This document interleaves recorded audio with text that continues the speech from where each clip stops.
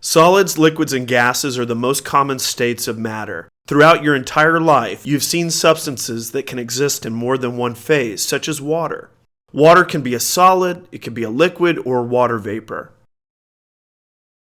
If we reference the periodic table, 11 elements exist in the gas phase at normal temperatures and pressures.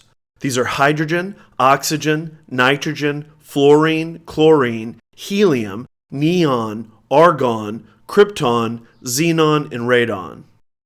Other common compounds such as carbon dioxide also exist as a gas under normal temperature and pressure. When trying to understand matter in the various phases, we want to examine the physical and the chemical behavior of that substance. Now for gases, the physical behaviors are going to be similar to one another. However, the chemical behavior is going to depend on the components that make up the gas. Let's compare some general physical properties